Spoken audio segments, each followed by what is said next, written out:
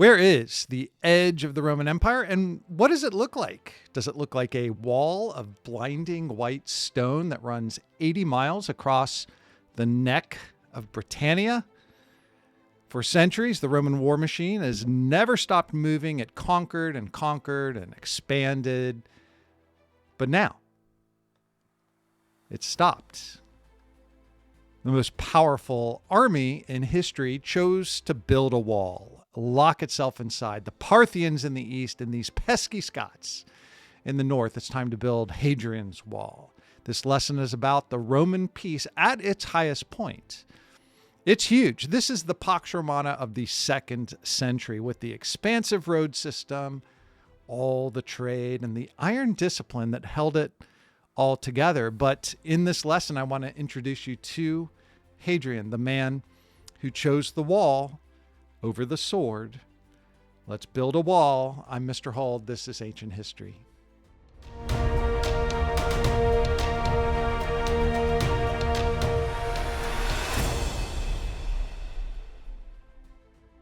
Welcome to Classical Kingdoms, where history reveals truth and wisdom for your journey. We take the classical approach to history, grounded in what actually matters, like the height and limits of Roman power. I want to hand you something classical from Hadrian. Someday you'll be standing in Athens. You'll be like, oh, Hadrian was here. In this lesson, number 63, it's part of your ancient history course, and we step into that narrative that Hadrian wants you to know. The height of Rome, the influence it has on history, it still shapes our society today, more places than just Athens. By the end of this episode, you can understand how Rome reached its peak, where we see it all over the Roman world, and how Hadrian specifically left classical influence behind the places that he went. Let's begin. Let's set the stage.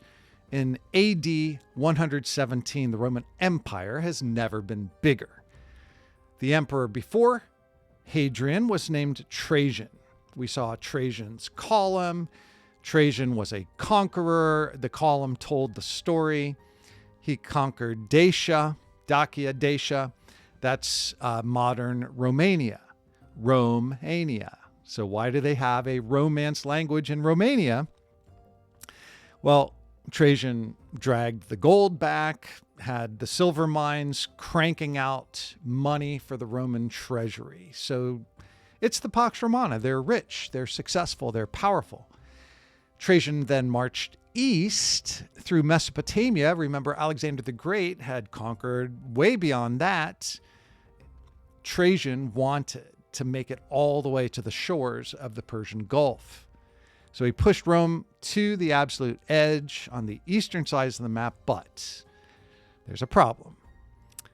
Stand on that riverbank in the east with one of Trajan's soldiers and look back the way you came. Rome is now 1,000 miles behind you.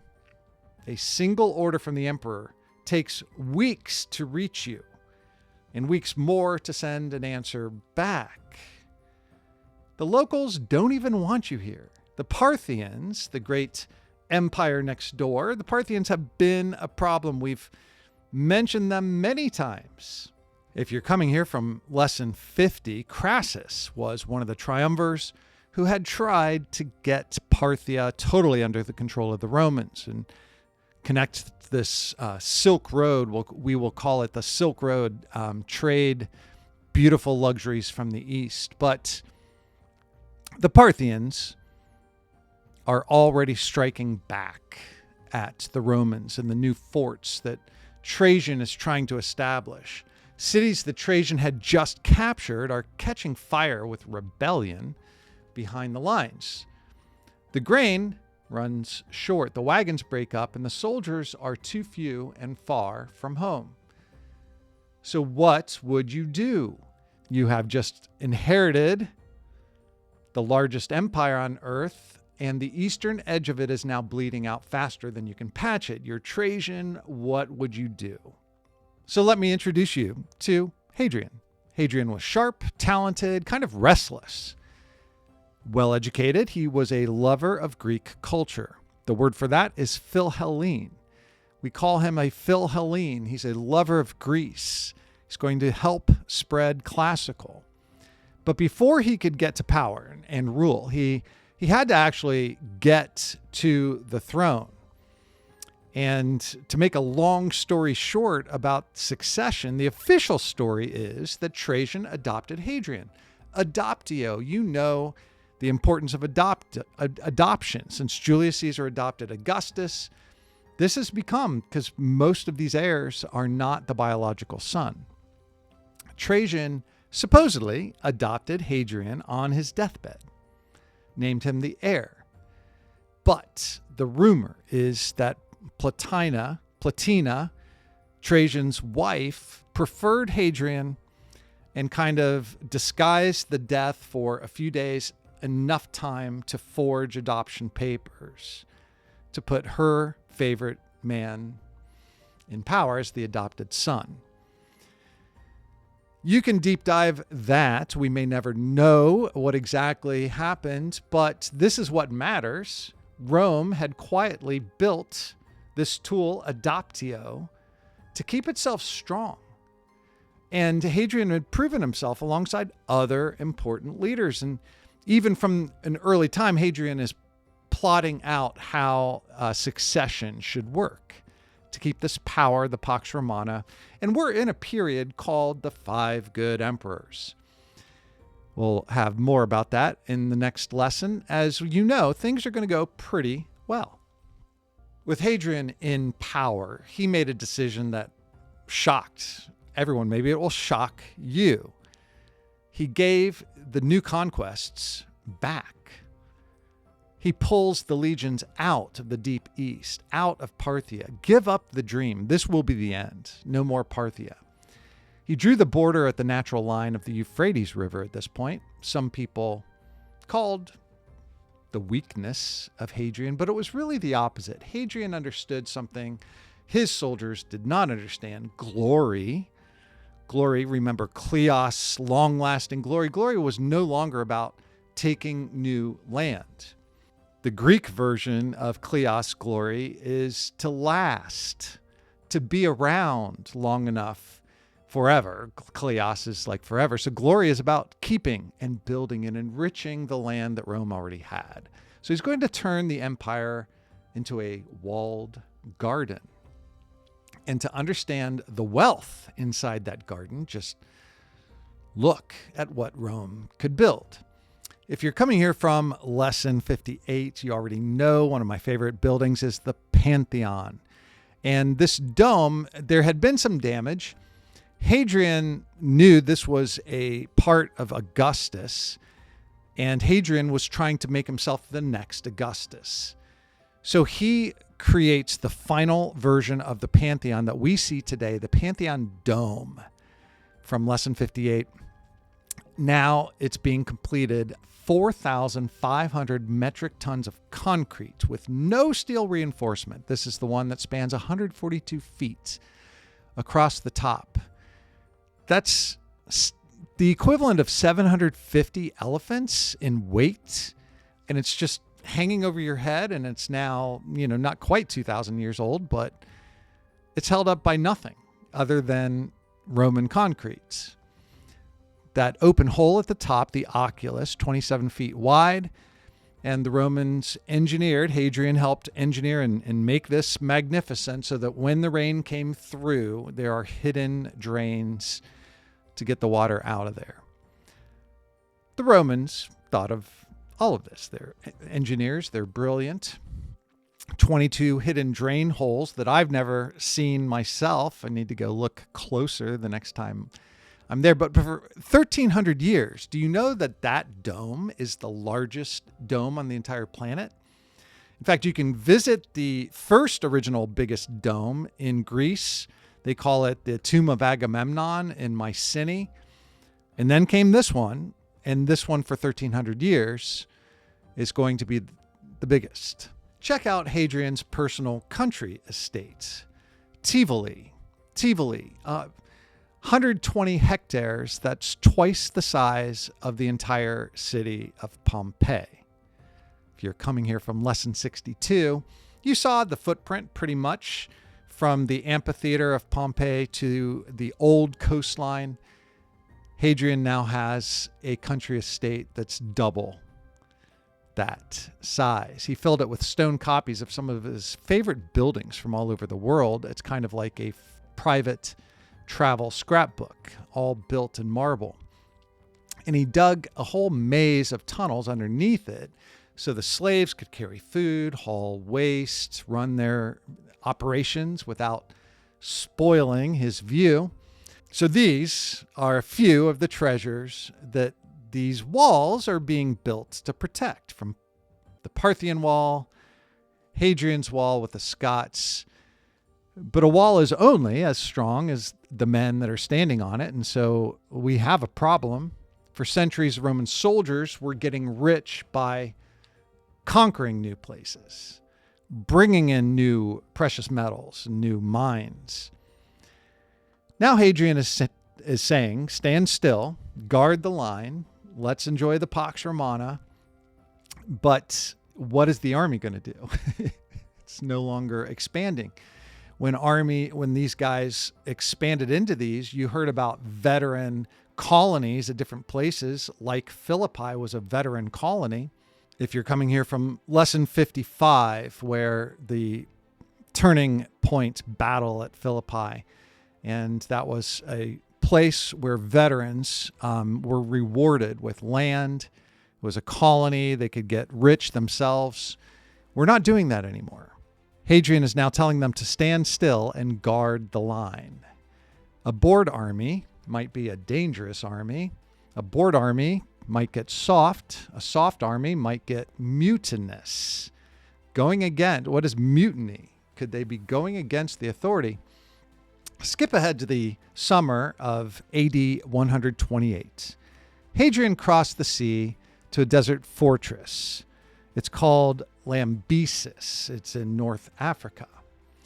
Hot, feel the heat, the sun striking down on everybody. The air is thick, dusty deserts, and all these horses that they're drilling with. Hadrian stands in front of the entire legion, Legio 3. Trey, I guess we should speak it in Latin. It's the Augusta. And Hadrian viewed their war games. He picked apart their cavalry charges like a man who had fought in real wars.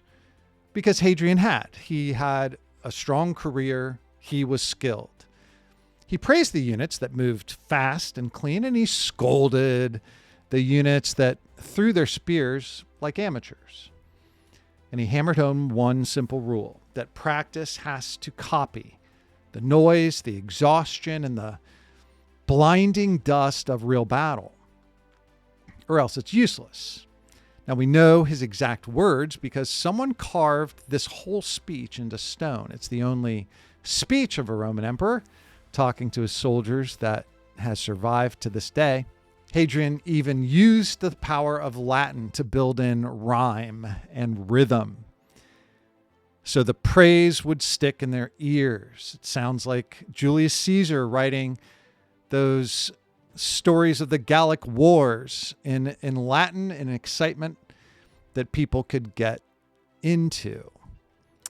The lesson on that stone is clear. The borders of Rome were not held up by walls alone. They're held up by iron discipline. That is the old Roman way. Mos maiorum.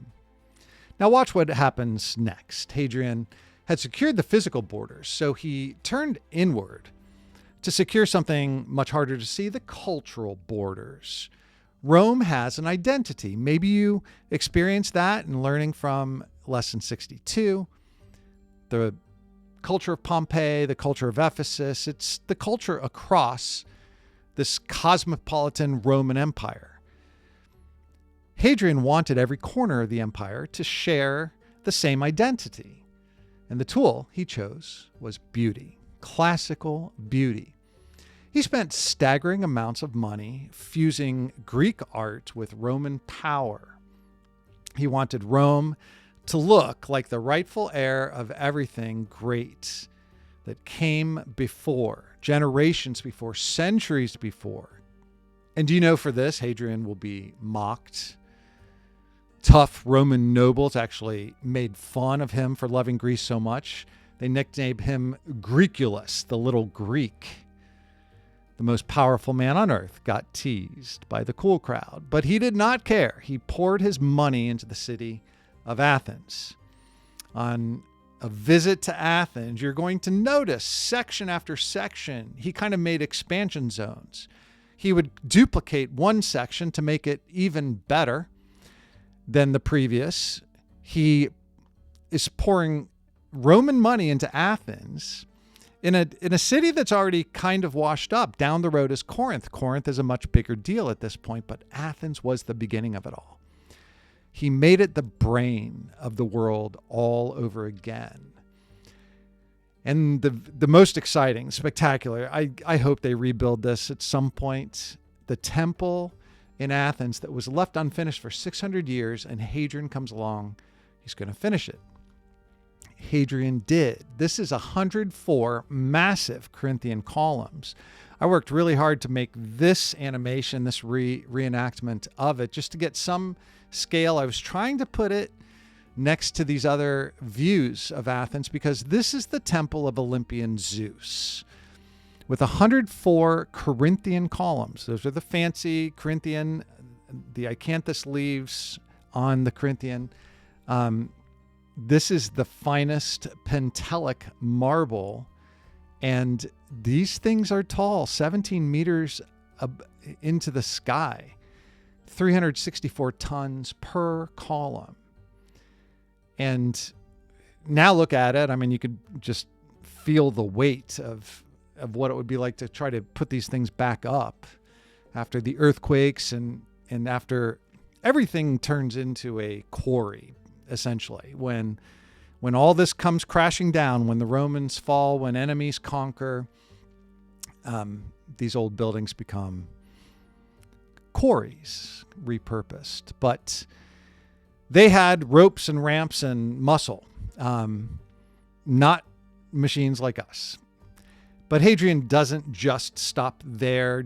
Down the road, not very far, a great library in Athens would end up with 16,800 papyrus scrolls.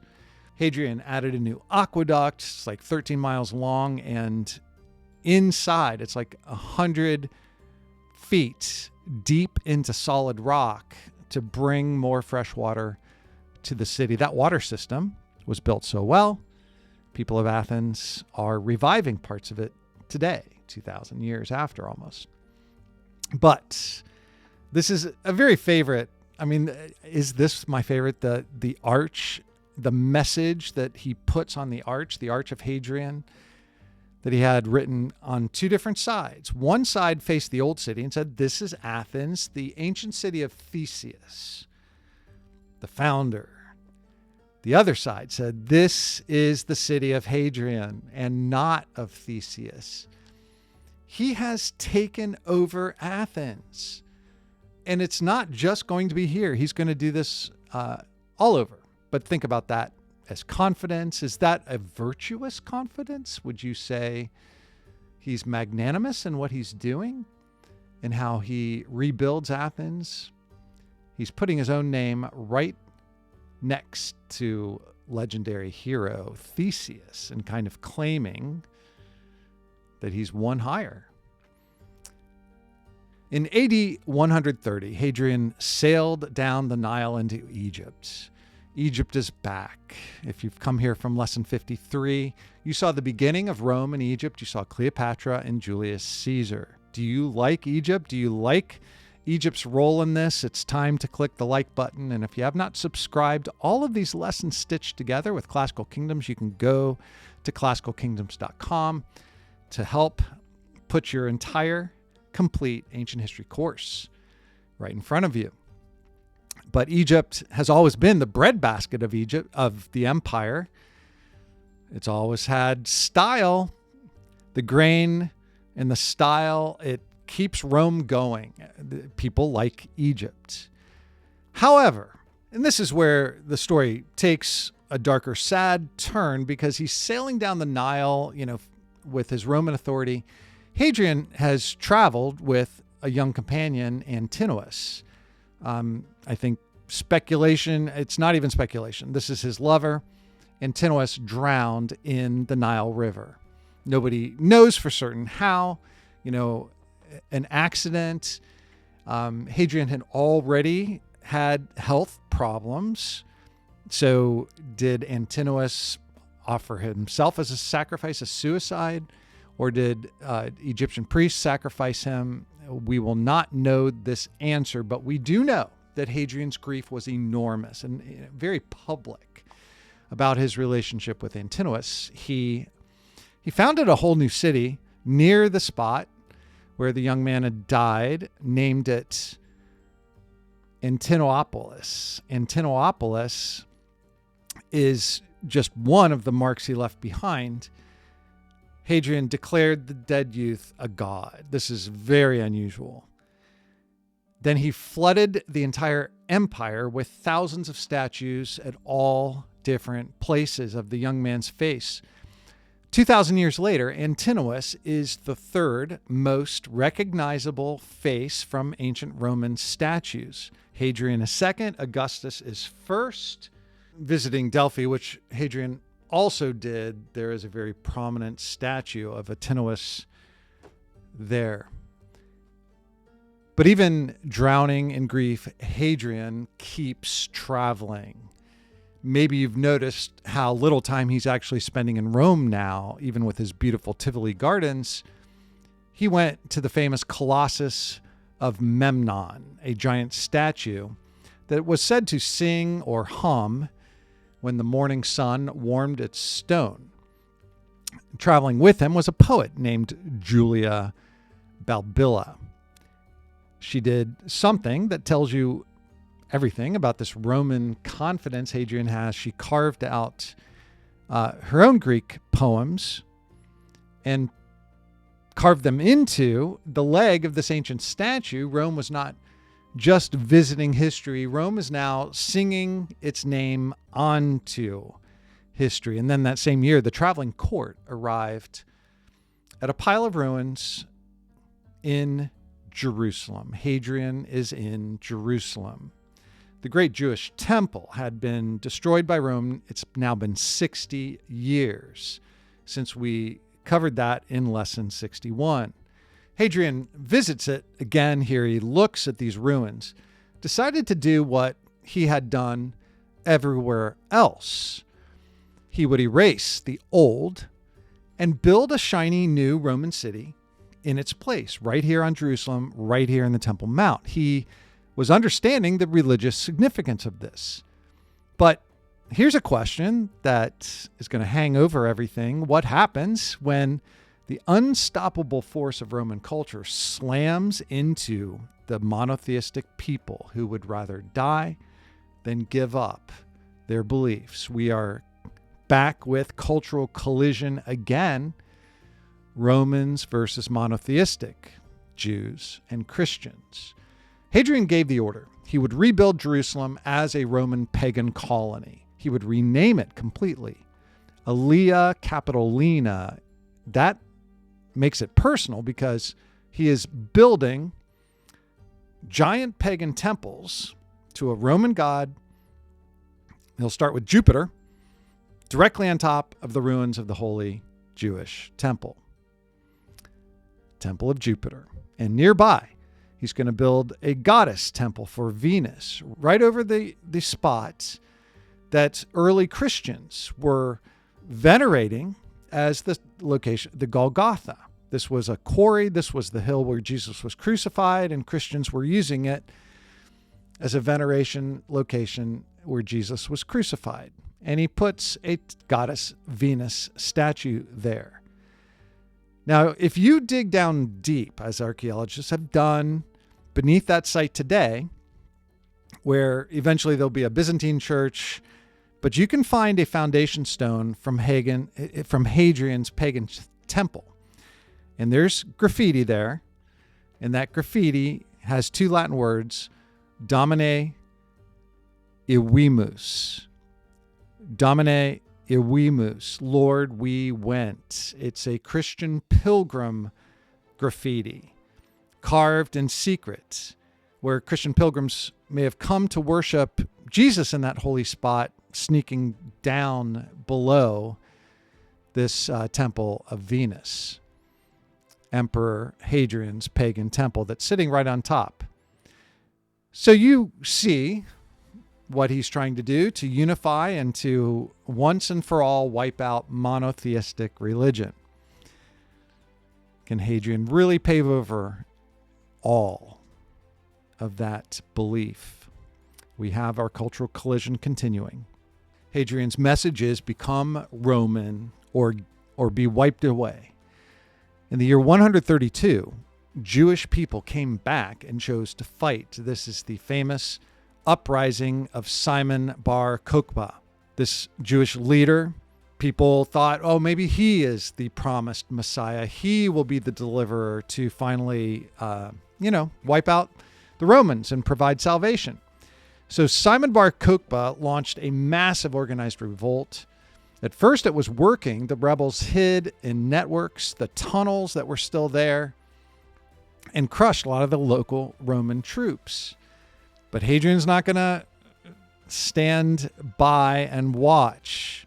This is when Hadrian, the enlightened, marble-loving emperor, steps away. Hadrian calls his single best general, Julius Severus, all the way from Britain, and poured 9 entire legions into this tiny location. And what followed was not a battle. This was the slow and deliberate strangling. Sounds a lot like the year 66 to 70. The Romans surrounded these rebels. They starved them, fortress by fortress, cave by cave.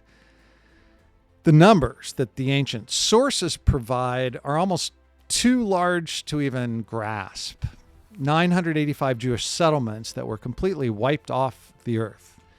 Was it more than 500,000 people killed in this uprising? There are records that say that.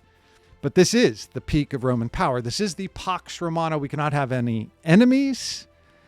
And Hadrian has left his mark in Judea. When the fighting was finally over by the year 135, Hadrian leaves a final mark on the map, and we still hear this word today. He erased the name Judea. Gone. He renamed the entire region Syria, Palestina. This is the word Palestine. Palestine brings back the name of Jewish people's most ancient enemy, the Philistines. Just to rework the map and to say Jews are gone. Judea, Judah, it's gone. And we're calling them Philistine, Palestine. So here's the truth that you can take away. A walled-in empire at the height of its power, spreading beauty all over, an efficient machine, trade, wealth, and opulence. But it only stays standing as long as it's able to crush anyone who refuses to fit in. Back to the blinding white walls of Roman peace in the north. They were built with brilliant engineering, Hadrian's walls.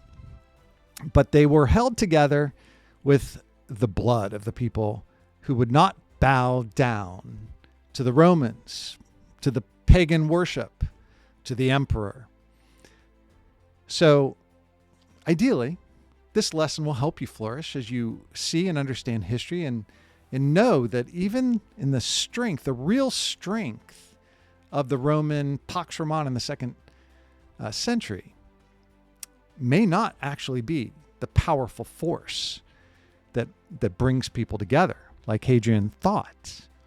And this is how kingdoms become classical, how scholars are made.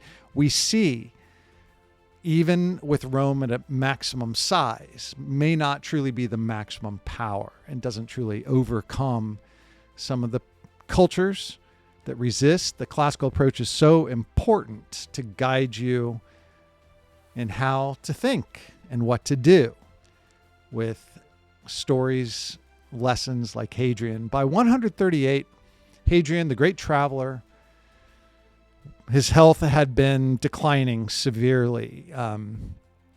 Dropsy, he had edema. He was in a lot of pain at the end. He was not living. He was not flourishing. So the most powerful man alive, the man who built walls across the world, is now looking at death, his own death. He reached for his one reliable tool one last time. He adopted heirs, hand-picking a quiet philosopher king to inherit his perfect machine that he had been building. But here's the question we can carry on as we get to these next lessons. That machine can be built to stand still. What happens when the machine runs hot? When plague sweeps in? When the borders finally start to crack? We'll give Hadrian the last word here before his painful death. He talked about suicide. He was ready for people to kill him. He was in so much torture in his final days. He thought he had the empire secure. The ruler of the known world wrote a small, sad poem to his own soul. He called it Little Soul, wandering and gentle, and even an emperor did not know where it was going. Thank you for taking the time to learn something that matters in all of history, and that includes your journey. Because kingdoms rise and fall, power fades, but virtue endures.